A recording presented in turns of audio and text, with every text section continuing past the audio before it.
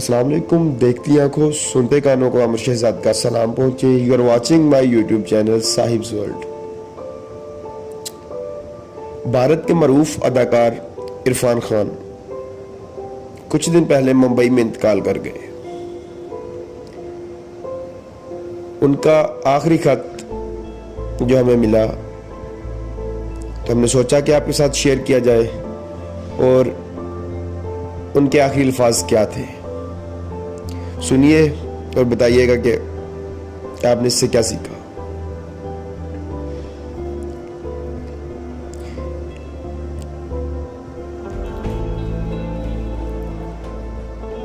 इरफान खान ने मरने से पहले एक खत लिखा। दोस्तों, वो खत अंग्रेजी जबान में था। इसका तर्जुमा करके आप तक पहुंचा रहे हैं। आप अंदाजा लगाएं कि कैंसर के बड़े मर्ज से लड़ने वाला इरफान खान जिंदगी के बारे में क्या सोचता था।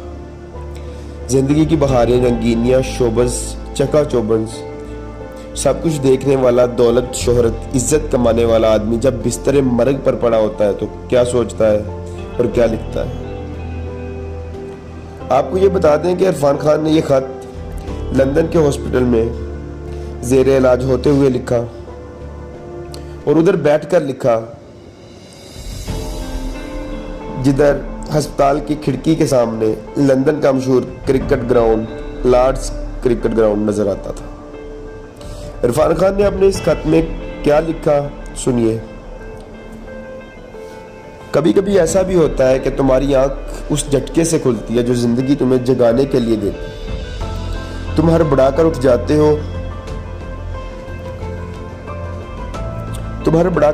हो पिछले 15 दिनों से मेरी जिंदगी एक सस्पेंस वाली कहानी बनी हुई है।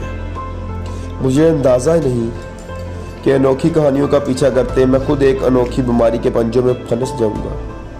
अभी थोड़े दिन पहले मुझे अपने डॉक्टर ने बताया कि आपको न्यूरो एंडोक्राइन कैंसर है। तो मुझे पता चला कि ये एक ऐसी बीमारी है जिसके मरीज पूरी दुनिया में बहुत कम है, यानी ना होने के बराबर। मरीज नहीं है तो इस पे तहकीक भी वैसे ही नहीं हुई जैसे होनी चाहिए।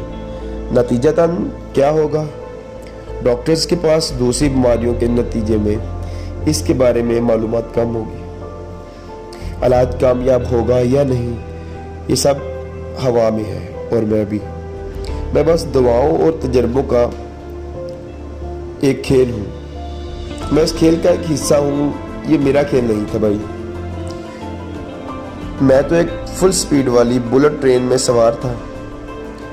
मेरे तो ख्वाब थे, कुछ काम करने थे, कुछ ख्वाहिशें थी, कुछ टारगेट थे, कुछ तमन्नाएं, कुछ आरजुएं। मैं बिल्कुल इनके दरमियान लटका हुआ था। अब क्या होता है कि अचानक पीछे से आकर कोई बंदा मेरा कंधा थपथपाता है। जो मैं मुड़कर देखता हूँ तो ये टिकट चेकर है। तुम्हारा स्टॉप आ गया भाई, बाबू चलो नीचे उतरो। मैं एकदम परेशान हो जाता हूँ। नहीं भाई, यहाँ मेरी मंजिल अभी दूर है। और फिर टिकट चेकर मुझे समझाने वाले अंदाज में कहता है नहीं ना, स्टॉप तो आपका यही है, यहीं उतरना पड़ेगा आपको।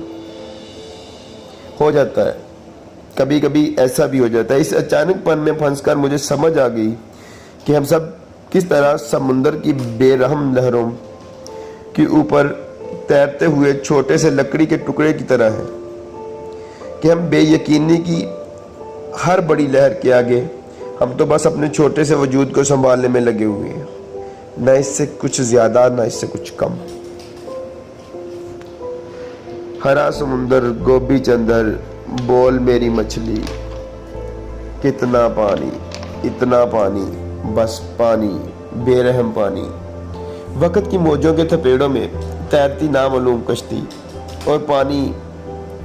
इस मुसीबत में फंसने के बाद एक दिन जब मैं डरा सहमा हुआ अस्पताल जा रहा था तो मैंने अपने बेटे से यूं ही हड़बड़ा के कहा कि मुझे इस वक्त अपने आप से कुछ नहीं चाहिए। हाँ, मुझे इस वक्त अपने आप से कुछ नहीं चाहिए, बस इतना ज़रूर है कि यार इस हिसाब से इस तरह ना गुजरो। जैसे अब इस वक्त गुजर रहा हूँ। मुझे अपना सुकून, अपना इत्मीनान वापस चाहिए। ये जो डर, खौफ, जो परेशानियां मेरे कंधों पर चढ़ी बैठी हैं, इनको उठाकर फेंक देना चाहता हूँ। मैं ऐसी काबिल रहम किस्म की हौलनाक हालत में अब मज़ीद नहीं रहना चाहता। इस बीमारी का शिकार होने के बाद मेरी वाहिद ख्वाहिश यही थी, और फिर अपनी तकलीफ़ की तरफ मेरा ध्यान चला गया। मतलब इतने अरसे में मैं बस अपनी तकलीफ़ झेल रहा था, बर्दाश्त कर रहा था, दर्द की शिद्दत का एहसास कर रहा था, लेकिन इस पूरी मुद्दत में कोई भी चीज़ इसे ख़त्म नहीं कर पा रही थी। कोई हमदर्दी, कोई प्यार भले बोल, कोई दुआ, कोई हिम्मत बनाने वाली बात, कुछ भी नहीं।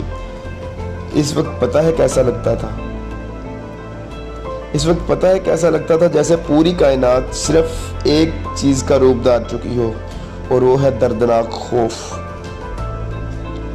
वो दर्द जो हर चीज़ से बड़ा है, हर चीज़ से मायूस होकर थका हारा बेहाल जब मैं अस्पताल के अंदर दाखिल हो रहा था, तो सामने की तरफ मेरी नज़र पड़ी। ये लंदन का एक अस्पताल था। सामने लॉर्ड्स क्रिकेट ग्राउंड था।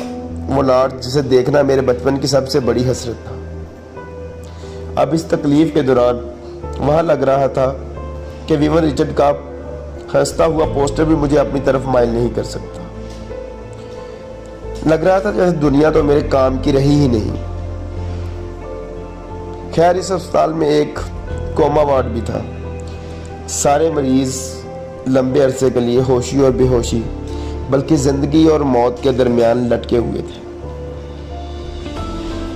वो इधर रखे जाते थे, ऊपर, बिल्कुल मेरे वार्ड के ऊपर वाले कमरे में